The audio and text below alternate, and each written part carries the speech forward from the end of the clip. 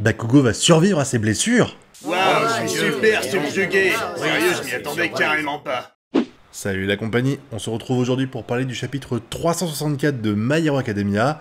Et honnêtement, je suis un petit peu mitigé parce qu'il y a des choses qui sont vraiment intéressantes et qui permettent de répondre à certaines questions que je me posais il y a encore 2-3 chapitres.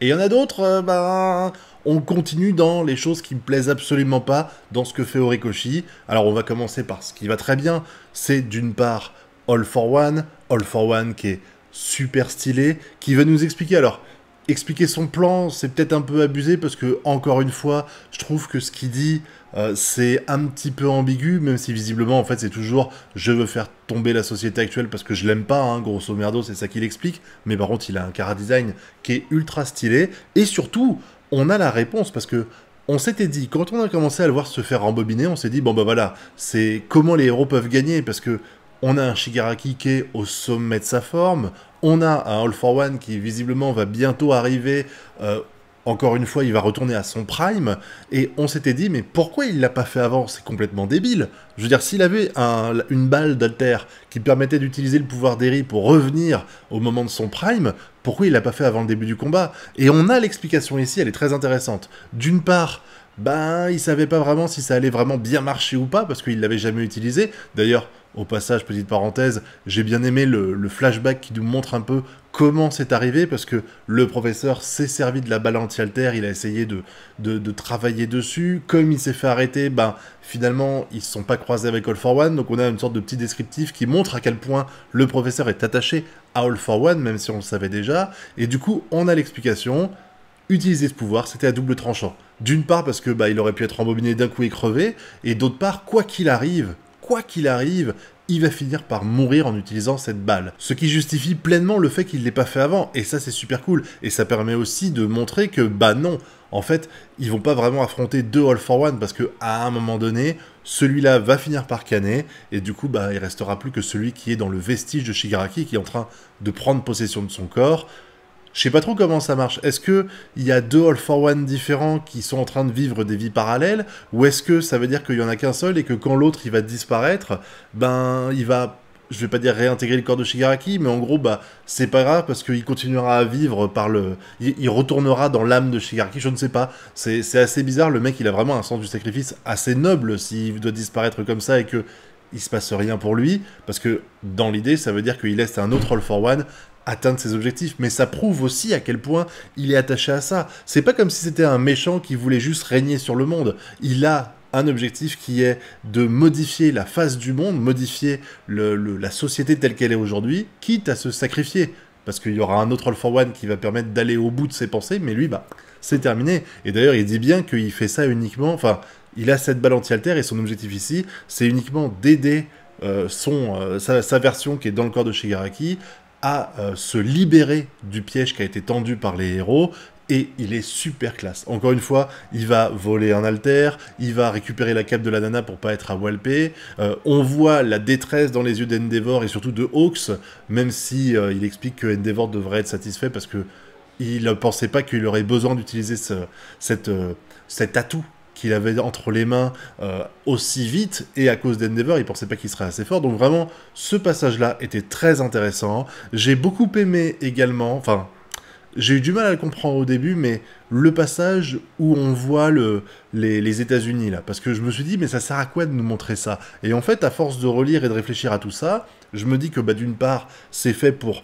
annoncer un petit peu l'histoire, vous savez, je crois que c'est Akbar, il s'appelle, ou Akbar, hein, parce que c'est le sosie d'Amiral Akbar dans Star Wars, mais en version low cost, hein, si je puis dire. Et du coup, il va expliquer que les gens se calquent sur les enfants se calquent sur les adultes et deviennent les adultes qu'ils voudraient être grâce au modèle d'adultes qu'ils ont vu quand ils étaient jeunes. Et ils expliquent que Star Strip, elle s'est calquée sur le modèle de All Might parce que c'était son héros. Et ça permet d'introduire le fait que Headshot va se sacrifier pour sauver la vie de Bakugo. Mais ça, j'y reviendrai après. Mais ce passage-là, il a surtout permis de comprendre deux choses. La première, c'est que ce qu'est en train de faire All for One, ça marche. Ça marche parce que les gouvernements, ils ont peur de ce qui est en train de se passer au Japon, et certains sont déjà en train de lécher le cul de Shigaraki en espérant que on leur laissera une autonomie, on les laissera gérer le truc et tout ça, pour que ce soit un moindre mal ce qui est en train de se passer. Et d'autre part, ça explique ce qu'on savait déjà, hein, Horikoshi a l'habitude d'être un peu redondant des fois d'un chapitre à l'autre, mais ça nous explique que les nations n'envoient pas d'autres héros pour affronter All for One. Mais ça, on l'avait déjà vu, puisque je me rappelle qu'on voit un héros à un moment donné qui tape un peu du poing sur la table parce que son gouvernement refuse de l'envoyer. Mais ça prouve aussi que Staren Strip, elle a agi toute seule, elle a décidé de partir à l'attaque sur Shigaraki parce que elle tient peut-être au Japon, elle tient à All Might et tout ça, donc elle n'a pas attendu l'ordre du gouvernement pour y aller, et au final ça lui a coûté la vie. Donc pour moi, en fait, ce chapitre-là, et je peux tout à fait me tromper, hein, peut-être que c'est aussi Horikoshi qui essaie de nous induire en erreur, mais il y avait beaucoup de gens qui pensent que Midoriya actuellement, il n'a pas rencontré des méchants, mais il a rencontré des héros d'autres nations qui sont venus l'aider à affronter All for One et Shigaraki. Et ce chapitre-là, donc, Horikoshi nous laisse penser que finalement aucun héros s'est déplacé, d'une part parce que leurs gouvernements ne sont pas d'accord, qu'ils ont leurs propres problèmes, parce qu'on a aussi pu voir que y avait des gens qui étaient partisans d'All for One. Je comprends pas comment tu peux être partisan d'un mec comme ça, mais bon, ils s'affichent avec des pancartes dans la rue, ils sont heureux, voilà. Mais d'autre part, t'as Staren Strip qui est morte, qui était la numéro 1 aux États-Unis, et on va te dire que si c'est la numéro 1 aux États-Unis, il y a de fortes chances qu'elle fasse au moins partie du top 3 mondial. Donc tu te dis que si elle a perdu en solo contre Shigaraki alors qu'elle l'a plus ou moins attaqué par surprise, les autres héros qui sont sans doute moins forts, eux c'est encore pire. Ils ont aucune chance de servir à quoi que ce soit. Et puis ils vont sans doute rester dans leur pays afin d'aider leur nation à tenir le choc vis-à-vis de ce qui est en train de se passer au Japon et qu'aura sans doute des répercussions chez eux aussi. Donc ce passage avec All for One, je l'ai trouvé top, franchement c'était génial. Celui politique, il n'était pas obligatoire, mais il a permis de mieux comprendre certaines choses, même si je pense qu'on n'en avait pas besoin.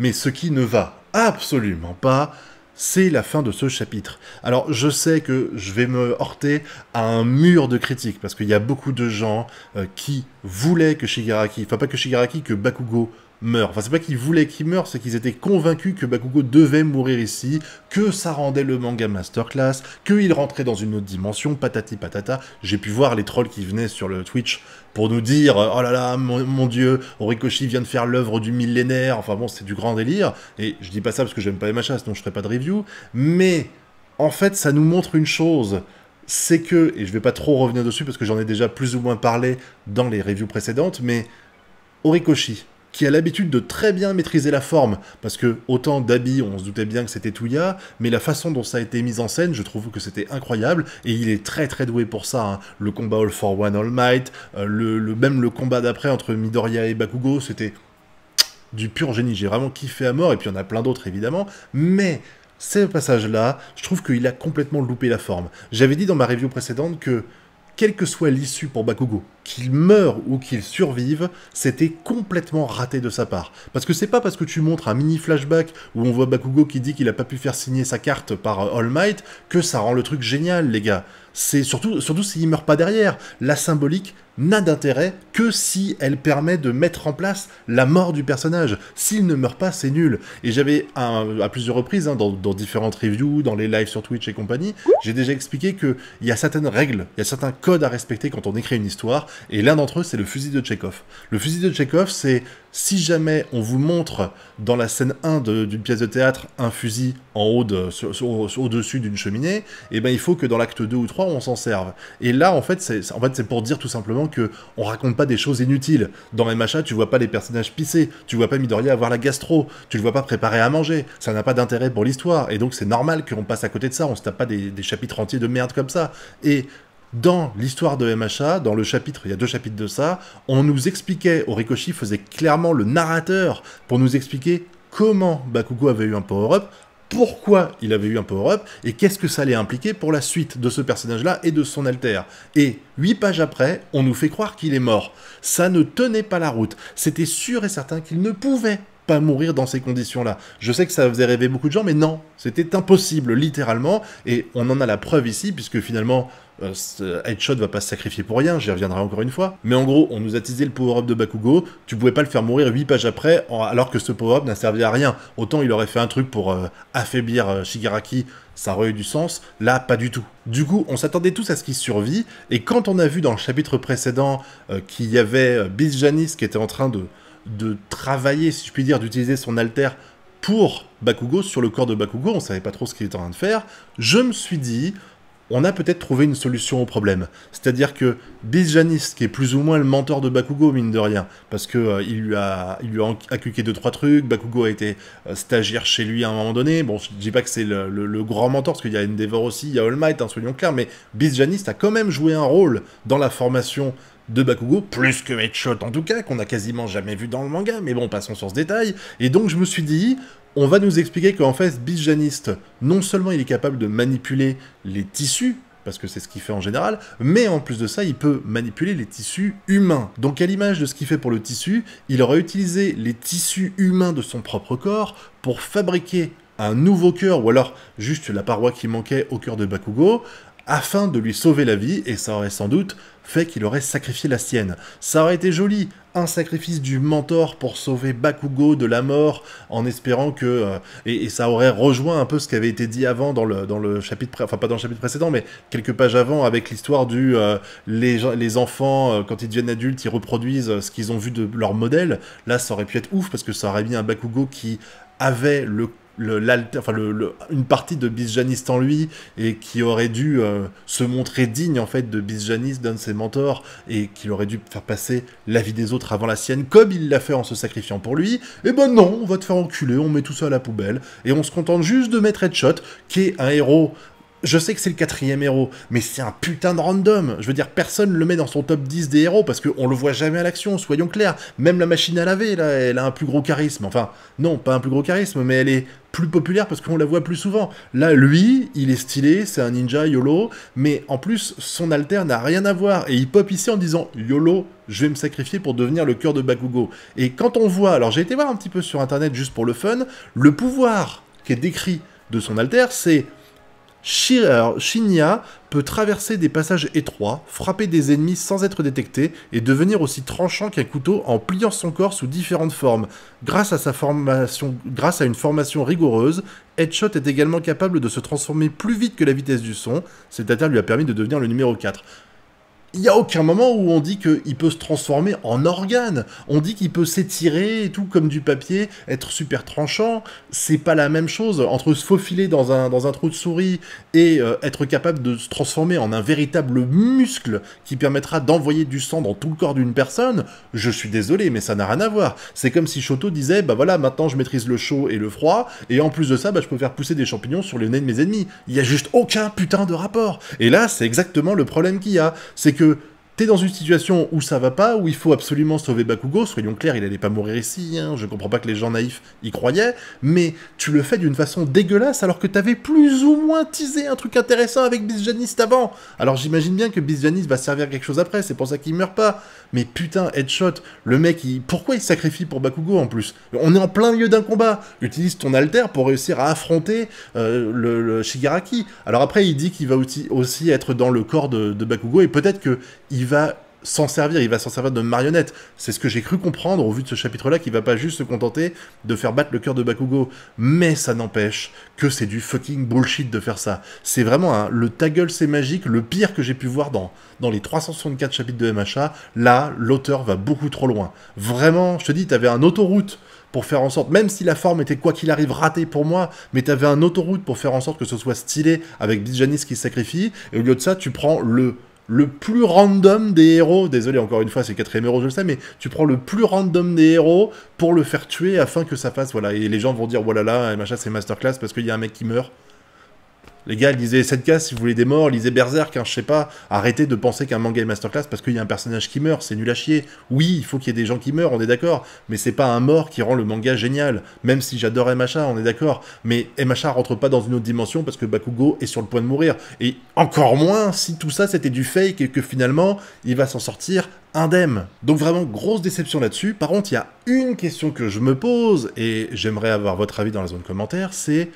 qu'est-ce que ça va entraîner pour Bakugo tout ça? Parce que dans l'idée, si jamais Headshot devient son cœur, ça veut dire que les cellules d'Headshot fusionnent avec le corps de Bakugo. Si les cellules d'Headshot fusionnent avec le corps de Bakugo, sachant que Headshot, il a son alter à lui, eh ben, est-ce que Bakugo va également récupérer l'alter d'Headshot? Ça serait vachement intéressant, hein. Honnêtement, ça permettrait d'avoir encore un power-up pour Bakugo, mais je trouverais ça vraiment cool. C'est le seul truc qui serait bien avec ça, c'est que Bakugo récupère l'alter de Headshot grâce à cette fusion entre les deux protagonistes. Quoi qu'il en soit, j'attends que vous me donniez votre avis dans la zone commentaire. Est-ce que je suis le seul taré à trouver que le sacrifice d'Headshot, c'est vraiment un truc qui est un peu bullshit et que ça aurait été beaucoup plus intéressant de voir Bisjani survivre? Est-ce qu'il y a des gens qui pensaient que MHA était rentré dans une autre dimension et qui d'un coup font revenir MHA dans la dimension précédente où il était parce que finalement Bakugo n'est pas mort? Franchement, j'attends que vous me donniez votre avis sur tout ça dans la zone commentaire parce qu'il y a beaucoup de choses à dire et j'espère que cette vidéo vous a plu. Si c'est le cas, vous connaissez la chanson, le pouce bleu, l'abonnement et le partage. Nous on se retrouve bientôt pour de prochaines vidéos et d'ici là, je vous souhaite de bien kiffer. Tchuss!